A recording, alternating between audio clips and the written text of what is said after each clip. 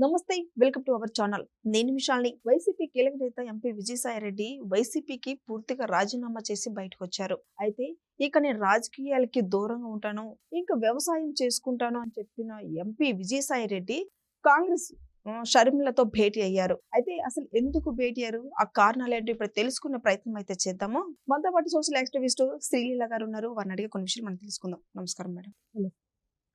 Madam, ఇప్పుడు చూసుకున్నట్టయితే MP Vijayasai Reddy పూర్తిగా రాజకీయాలకు రాజీనామా చేశారు. అయితే ఇంకా వ్యవసాయం చేసుకుంటానని మాట్లాడుతున్నారు. ఇప్పుడు షర్మిలతో భేటీ అయ్యారు. అసలు ఎందుకు భేటీ అయ్యారు మేడం?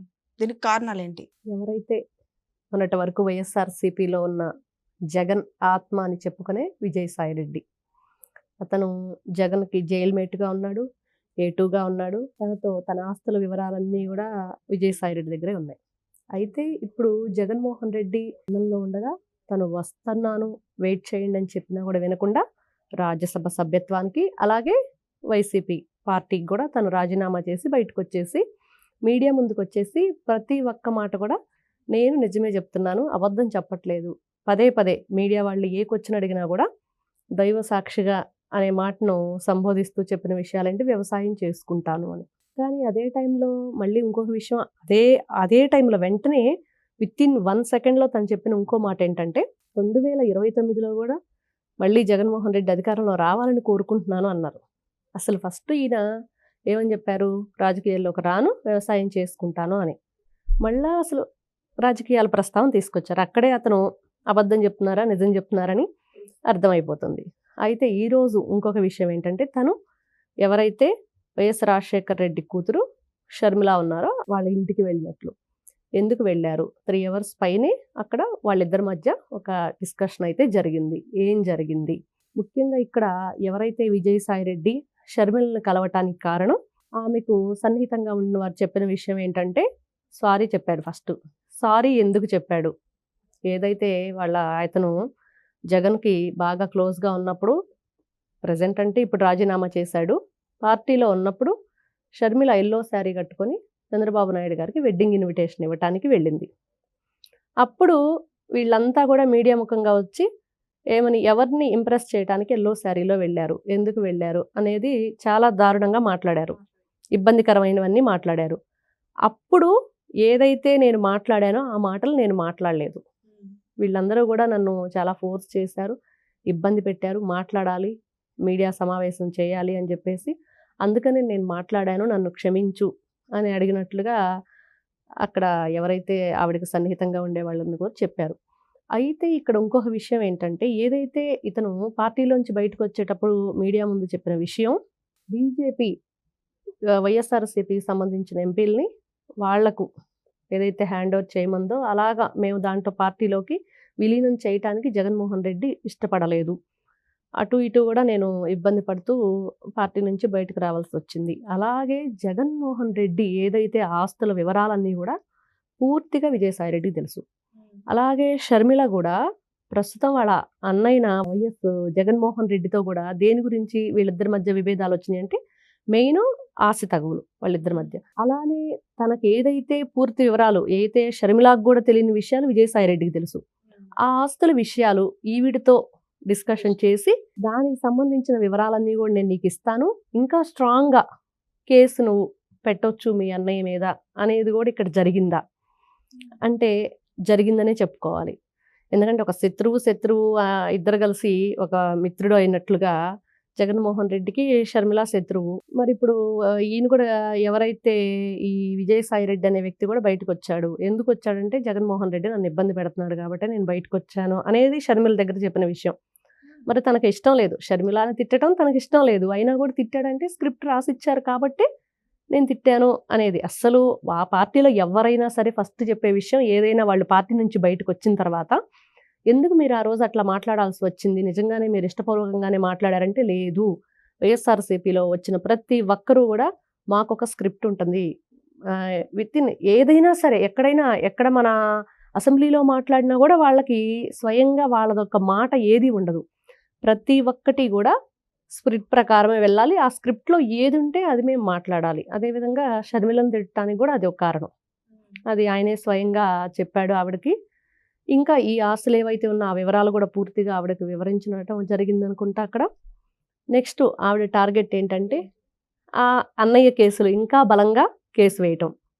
ఇంకొకటి ఏదైతే వివేకానంద రెడ్డి హత్య, దానిలో కూడా ఇప్పుడు వరుసగా చాలా మంది కూడా అనుమానాస్పద మృతులు, దానికి ఎవరైతే సాక్షులుగా ఉన్నారో వాళ్ళందరూ కూడా ఎలా ఉందంటే చాలా సిల్లీగా ఉంటాయి అవి. ఎలుక గొరికి చనిపోయిన ఒకరు, ఇంకొకరు పోలీసులకి మేము సమాధానం చెప్పుకోలేక టార్చర్ తట్టుకోలేక చనిపోయాను ఒకరు, ఇంకొకరు అయితే పాపం అభిషేక్ రెడ్డి అని వాళ్ళ సొంత కుటుంబీకుడే, అతను కూడా చాలా రోజుల నుంచి కూడా అనుమానాస్పదంగానే అతని డెత్ కూడా ఉంది.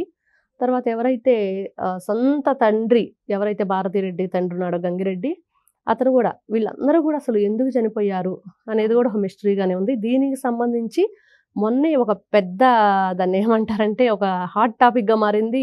విజయసాయి రెడ్డి చెప్పిన విషయం, మీరు ఎందుకు గుండెపోటు తర్వాత గొడ్డలిపోటు 2 రకాలుగా మాట్లాడారంటే అవినాష్ రెడ్డి చెప్పాడు అని.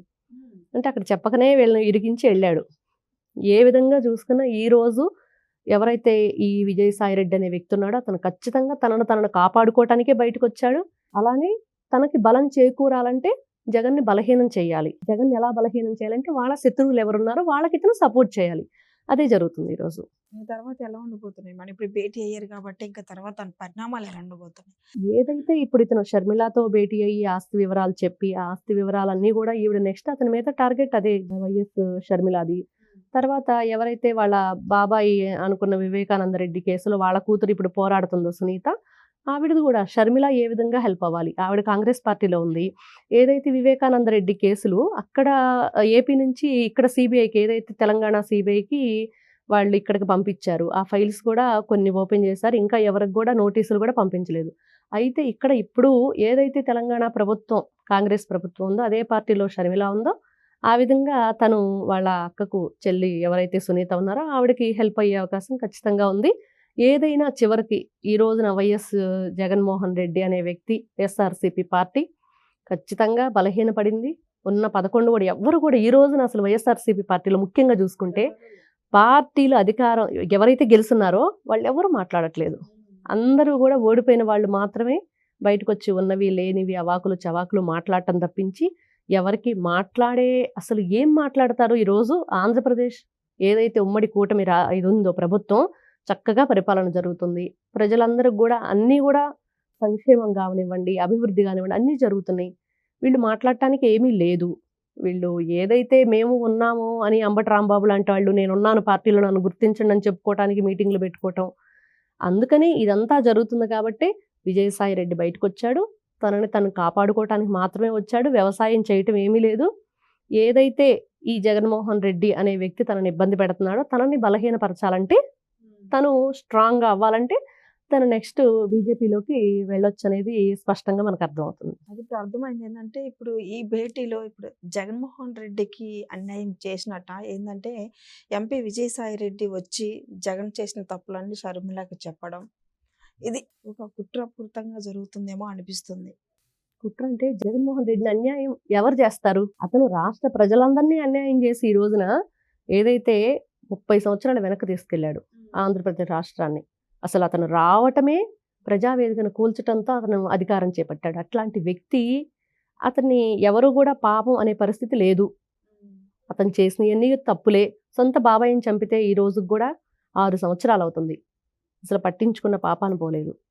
అందరూ కూడా దానిలో ఉన్న సాక్షులందరూ కూడా అనుమానాస్పదంగా మృతి చెందుతున్నారు. ఈ పాపం ఎవరిది అసలు? సొంత చెల్లెళ్ళిద్దరూ కూడా కొంగు చాచి అక్కడ జగన్మోహన్ రెడ్డికి, అవినాష్ రెడ్డికి ఓటేయొద్దు అని అడిగారు, ఇంటి ఆడపిల్లలు బయటికి వెళ్ళి. అట్లాంటి వ్యక్తికి ఖచ్చితంగా శిక్ష పడి తీరుతుంది. విజయసాయి రెడ్డికి కూడా శిక్ష పడుతుంది. కాకపోతే తనను కాపాడుకోవటానికి ఖచ్చితంగా అవినాష్ రెడ్డి, జగన్మోహన్ రెడ్డిని అయితే ఇతను ఇరికిస్తాడు. అదైతే ఖచ్చితంగా చెప్పుకోవచ్చు. Okay, thank you madam.